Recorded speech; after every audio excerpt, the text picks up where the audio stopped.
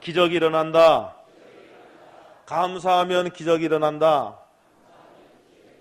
어떤 소경이요 육교위에서 국어를 하고 있었습니다. 그런데 벌이가 시원찮아서요 대부분의 사람들은 이 소경 거제를 본 채만 그냥 지나쳤고 가끔 한두 명이 동전을 던지고는 사라졌습니다. 그런데 어떤 선글라스를 낀 여자 한 분이 오더니 이 거지의 팻말에 글씨를 지우고 다른 글씨를 쓰는 거예요. 그 후부터 지나가는 사람마다 그냥 지나치지 않고 다 적선을 하는 겁니다. 그래서 이 거지 소경이 이 선글라스를 낀 여자에게 물어봤습니다. 아니 무슨 글을 썼기에 많은 사람이 갑자기 자기를 돕는 것이냐고 이렇게 물어봤습니다. 이때 선글라스를 낀 여인이 말했습니다. 제가요 같은 말이지만은 다르게 썼을 뿐입니다. 이렇게 말했는데 원래 이 소경 거지의 팻말에는 뭐라고 쓰여 있었는가 하면은 나는 장님입니다. 제발 도와주세요. 이렇게 팻말에 썼습니다. 그런데 이 선글라스를 낀 지혜로운 여인이 그걸 다 지워버리고 이렇게 썼습니다. 아름다운 날입니다. 그러나 저는 그것을 볼 수가 없군요. 이렇게 말을 조금 바꿨어요. 똑같은 말입니다. 그런데 지나가는 사람이요 다 적선을 하는 거예요. 사랑하는 성도 여러분, 같은 말도요 어떻게 하느냐에 따라 결과가 차이가 납니다. 그것뿐만이 아니에요. 똑같은 상황을 어떤 시각으로 보느냐는 그 엄청난 결과에 차이가 납니다. 사람이요 시력이 나쁘면은 안경을 쓰면 되지만은 여러분 시각이 나쁜 사람은 안경을 쓴다 해도 그 시각이 바꿔지지 않습니다. 사람들은요 나름대로 자기만의 사물을 보고 이해하고 판단하는 시각이 다 있습니다. 그래서 사람은요 시각이 건강해야 됩니다. 시각이 건강해야 됩니다. 시각이 없는 사람은 한 사람도 없습니다. 사회학에서는요 이것을 프레임이라고 합니다. 프레임. 이 프레임이라고 하는 말이 영어인데 원래 창문이나 액자의 틀을 이야기합니다. 이거 프레임입니다. 안경도 이 틀을 프레임이라고 합니다. 그래서 이 프레임이라고 하는 것은 세상을 보는 틀이라고 합니다. 그러니까 저와 여러분은 다 나름대로 세상을 보는 틀이 있습니다. 어떤 사물을 판단하고 이해하는 자기 나름대로의 프레임을 다 가지고 있는 거예요. 이거 없는 사람 하나도 없습니다. 이 프레임을 통해 사람들은 특정한 방향으로 사물을 바라보고 있는 거예요. 아이러니한 것은 자기라고 하는 프레임에 갇힌 사람은 자신의 생각이 늘 옳다고 생각합니다. 자신의 프레임에 갇힌 사람은 자기는 늘 객관적이라 생각하고 다른 사람은 주관적이라고 그렇게 생각해 버린다는 거예요. 이것은 자기만의 프레임에 갇혀 있기 때문에 그렇습니다. 예를 들어서요. 부정적인 프레임을 갖고 있는 사람은 긍정적으로 볼 수 있는데도 불구하고 매사에 모든 것을 나쁘게만 봅니다. 이게 왜 그런가? 부정적인 프레임을 가지고 있기 때문에 그럽니다. 다른 사람의 프레임을 보면은요, 다른 사람의 프레임을 보면은 그 사람이 말하는 것이 정확한 말이 아니에요. 자신만의 프레임에 갇혀 있기 때문인데 자신은 늘 정확하게 의사표현을 했다고 합니다. 이런 자기만의 프레임에 갇혀있기 때문에 사람들 사이에서 의사소통도 안 되고 갈등도 있기 마련입니다. 그래서 우리는요 신앙의 사람, 믿음의 사람은요 여러분 시각이 건강해야 됩니다. 여러분 좋은 믿음의 프레임을 가져야 됩니다. 그걸 보고 가물을 보고 그걸 통해서 이런 렌즈를 통해서 환경을 볼 적에 여러분 믿음의 사람들은 늘 하나님의 은혜와 축복 가운데 머물 수가 있습니다.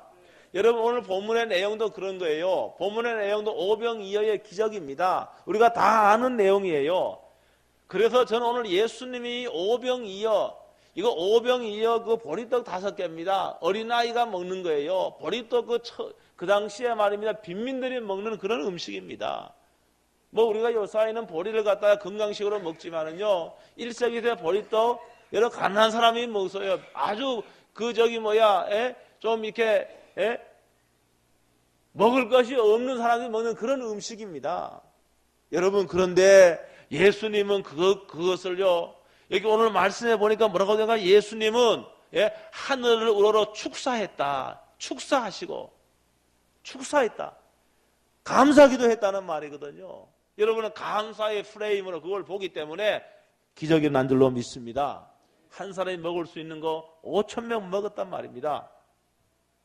예수님이요 놀라운 기적을 많이 행했습니다. 그 예수님이 기적을 행할 때마다 여러분 많은 사람들이 고침을 받았습니다. 물론 그 당시에 이스라엘의 모든 질병 환자들이 고침받은 건 아니지만은 많은 사람들이 병으로부터 노임을 받았습니다. 그러니까 예수님 인기가 날로 높아갔습니다. 그래서 예수님을 따르는 사람이 굉장히 많았습니다.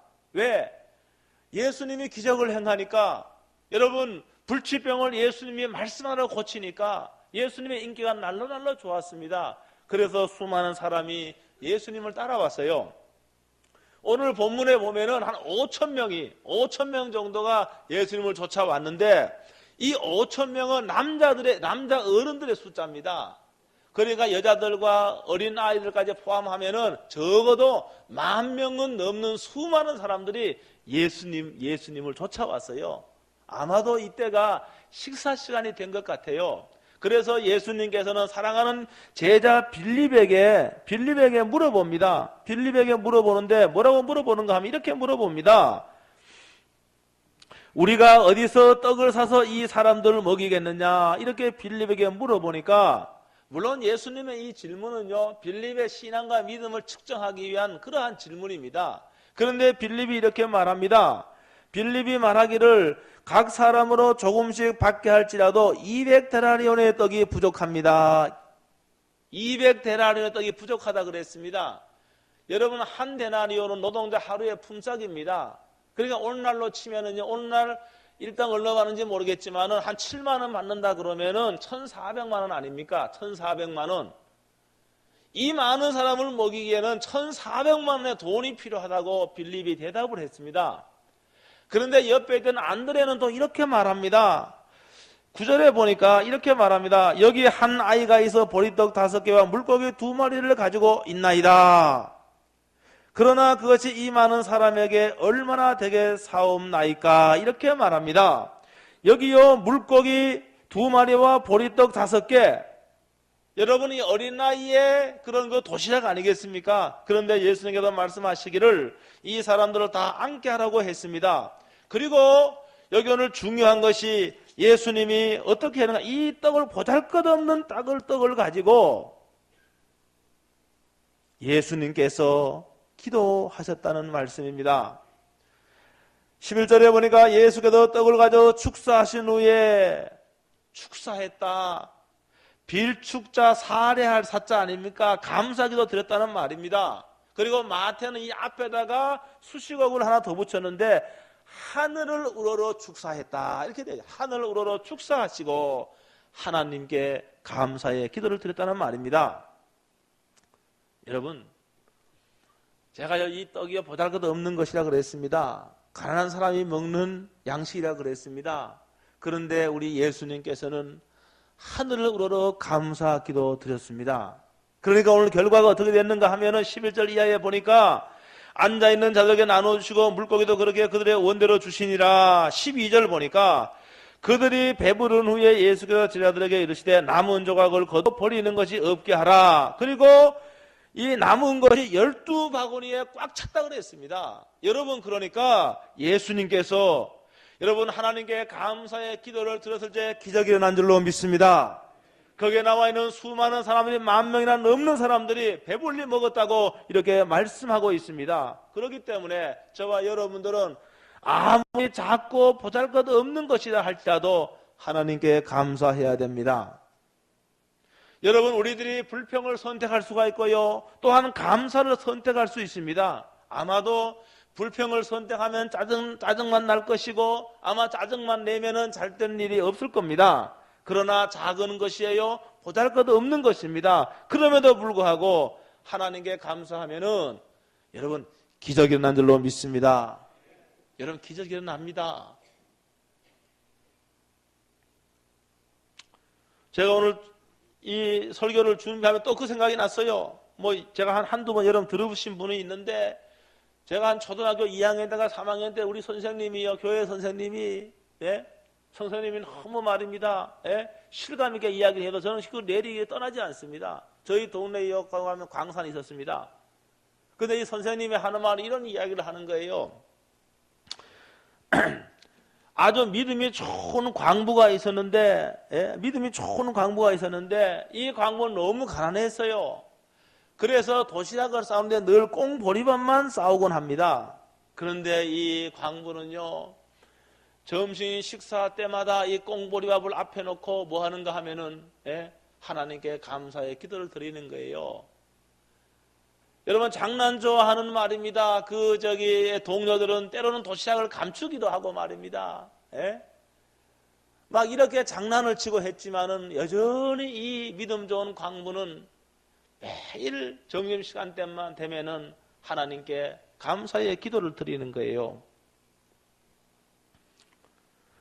그날 또 동굴 입구에서 좀 점심을 먹는데요, 그날따라 이 광부가요, 이 꽁보리밥을 앞에 놓고 너무 간절히 기도하고 너무도 오래 기도하는 거예요.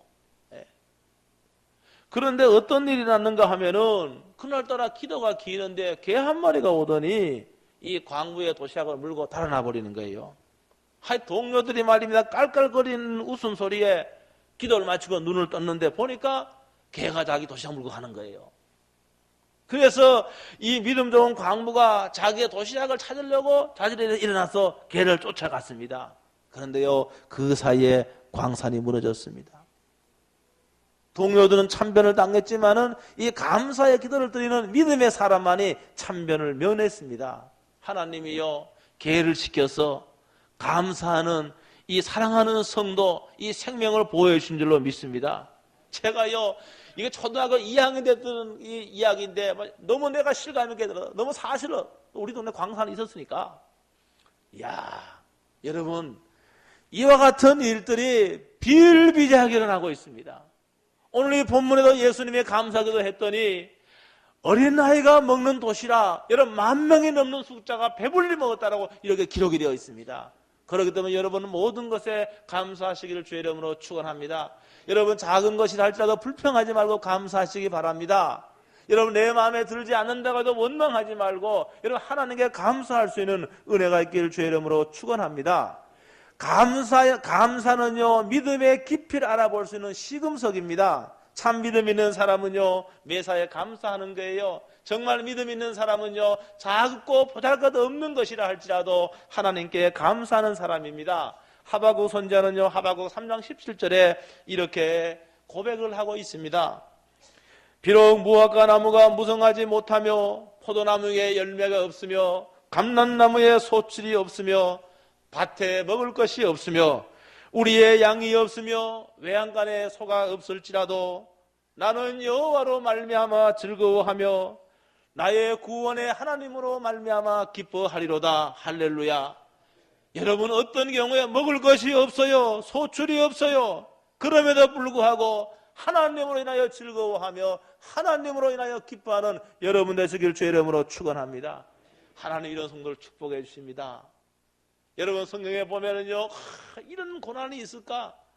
정말로 고난 중에 이런 고난이 있을까? 예수님이 받으신 고난 말고 그 두 번째 너무너무 힘든 고난 받은 사람이 저는 욥이라고 생각합니다. 욥은요, 엄청난 부자였습니다. 근데 하루아침에 재산을 다 잃어버렸습니다. 사랑하는 자녀들 하루아침에 같은 시간에 생명을 다 잃어버렸습니다. 여러분, 그러면은 내가 지금까지 하나님을 어떻게 섬겼는데 하나님 이렇게 할 수가 있느냐고 하나님을 원망하고 하나님께 두 손을 불끈 쥐고 이렇게 할 수가 있는데 욥은 그렇게 하지 않았습니다. 욥기 1장 20절로 22절에 보면은 욥은 이런 상황 속에서 불평하거나 항변하지 않았어요. 이런 상황 속에서도 하나님께 예배했다고 되어 있습니다.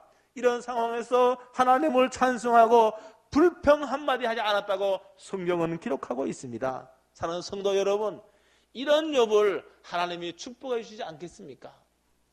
욥은 고백했습니다. 내가 올 적에 맨몸으로 왔다고, 벌거숭이로 나왔다고 이렇게 고백합니다. 그러면서 주신 분도 하나님이시오, 가져가시는 분도 하나님이라 이런 고백을 합니다. 근데 욥기 마지막 절에 보면은 하나님 이런 욥을 축복해 주셨습니다.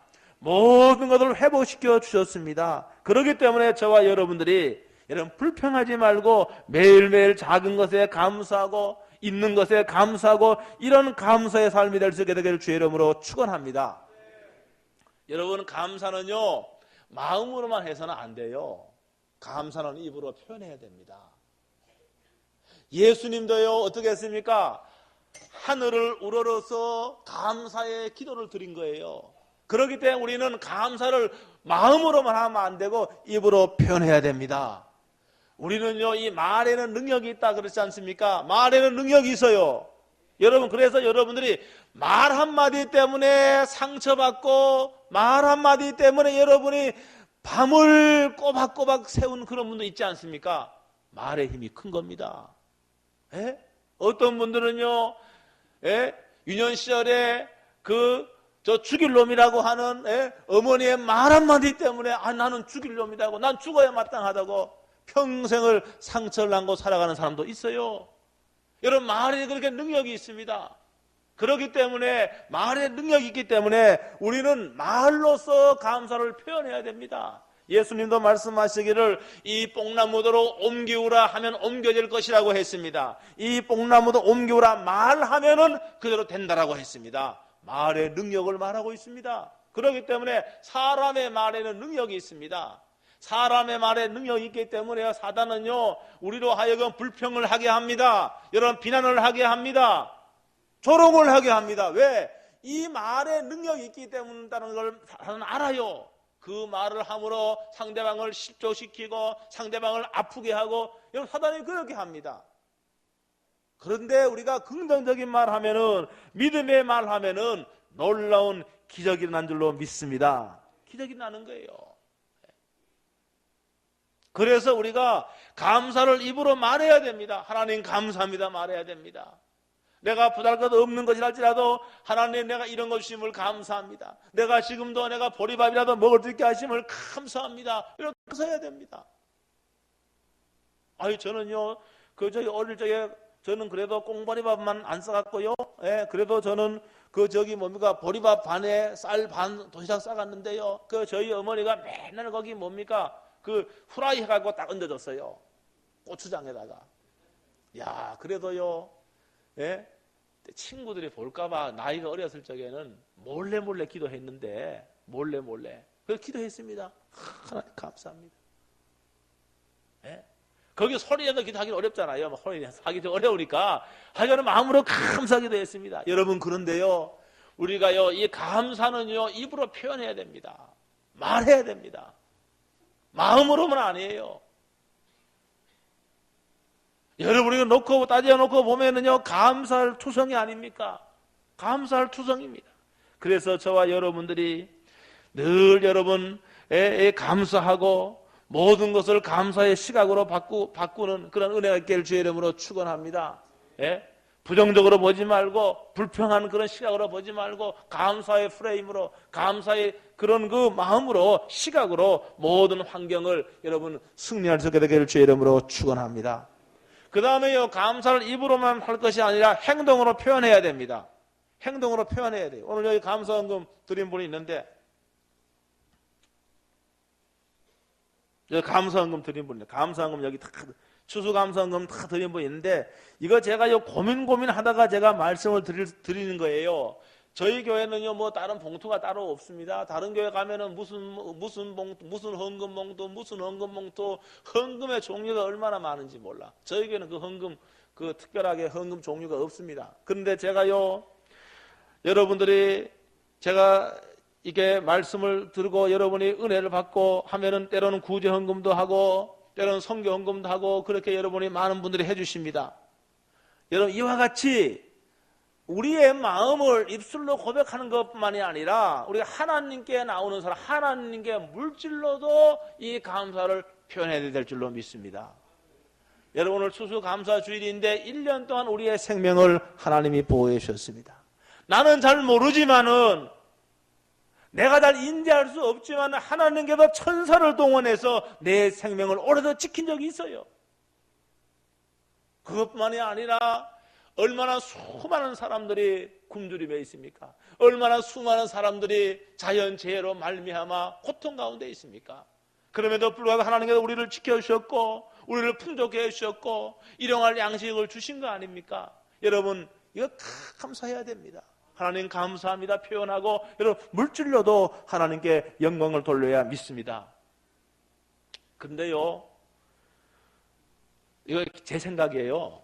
저는 그래서 이 추수감사주일이면 적어도 1년 동안 하나님 나를 보호 지켜주셨는데 적어도 쌀 한 가마니 정도는 감사를 해야 되지 않겠는가. 저는 늘 그렇게 생각해 왔습니다.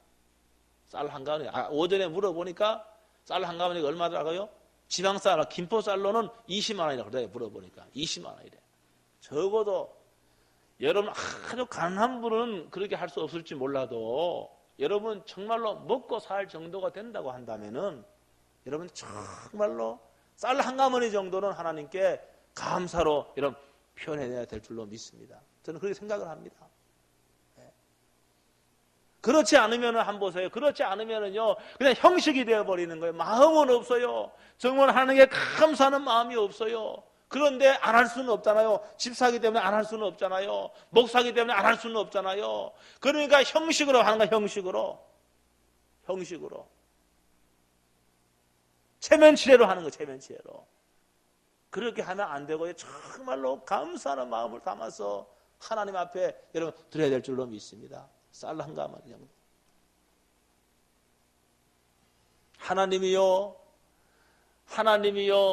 하나님이요 돈이 필요로 하신 분이 아니에요. 왜? 하나님은요 모든 것이 다 하나님의 것이 아닙니까? 다 하나님의 것이 하나님의 것. 그럼에도 심지어는요 이스라엘 백성들이 하나님께 나올 적에 물질을 가지고 왔습니다. 헌금을 가지고 왔어요. 하나님께 드렸습니다. 그런데 하나님이 뭐라고 말씀하셨는가 하면은 이사야 1장에 보면은요 하나님이 그걸 가지고 너희의 무수한 재물이 내게 무엇이 유익하뇨? 하나님이 지금요 헛된 재물을 내게 가져오지 말라 이렇게 선지자를 통해 말씀하신 거예요. 왜 그런가 하면은 이들의 헌물에는 하나님을 향한 감사의 마음이 없었던 거예요. 하나님을 사랑하는 뜨거운 마음이 그 재물에는 없었던 거예요. 그러니까 체면치레로 가지고 나온 겁니다. 그냥 습관적으로 가지고 나온 거예요. 하나님께서 이렇게 말합니다. 내가 너희의 무수한 재물에 배가 불렀다고 하나님이 그렇게 말하는 거예요. 마음이 없다는 거예요. 너희가 진정으로 나를 향하는 감사의 마음이 없다는 겁니다. 그렇기 때문에 하나님께서 이런 재물을 하나님이 책망을 하신 겁니다. 사랑하는 성도 여러분, 저와 여러분들은 우리가 얼마나 많이 누리고 있는지 모릅니다. 여러분 최선의 것을 여러분의 삶과 여러분의 형편에 따라서 여러분 최선의 것을 하나님 앞에 드려야 됩니다. 그래야만이 그 예물을 하나님이 받으시고 그걸 하나님이 보시고 마음으로 감사하고 입술로 고백함으로 감사하고 또 헌문을 들어서 감사할 적에 하나님께서 우리를 더욱더 축복해 줄 줄로 믿습니다. 지난 2005년대에요 손가락 부상으로 무대를 떠났던 바이올린 여제 정경화 씨의 이야기입니다. 올해 2003년도 한중일 투어를 마치고 제가 그 언론에 감사의 간증을 했습니다.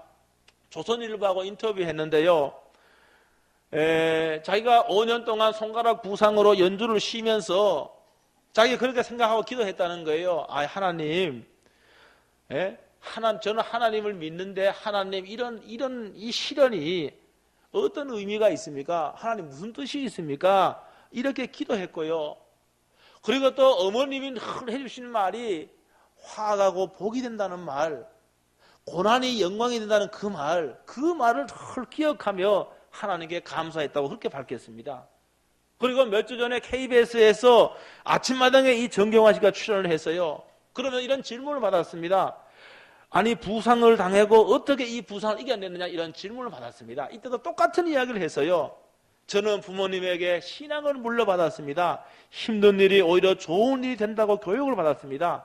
항상 이것도 하나님의 뜻이 있겠지 하면서 이 현실을 받아들였습니다. 오히려 지금까지 제가 받은 은혜가 이 손가락 부상에 비교할 수 없을 정도로 은혜가 더 컸습니다.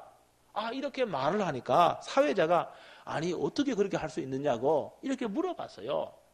이때 이 정경화 씨가 한 말이 뭔가 하면은 믿는 사람에게는 감사한 게 첫째입니다. 믿는 사람에게는 감사한 게 첫째입니다. 이런 대답을 했어요. 사랑하는 성도 여러분, 우리는 범사에 감사해야 됩니다. 모든 것에 감사해야 됩니다. 이 감사는 믿는 자의 신앙의 시금석입니다. 이런 불평과 원망을 끊어버리고 매사에 감사할 뿐만이 아니라 작고 보잘것없는 일에도 감사하면은 하나님께도 큰 것으로 채워주실 줄로 믿습니다. 그러한 은혜가 여러분의 심령에, 여러분의 가정에, 여러분의 직장에 풍성하게 넘치는 올해가 될 수 있게 되길 주의 이름으로 축원합니다. 기도하겠습니다. 오늘 말씀을 붙잡고 한번 통성으로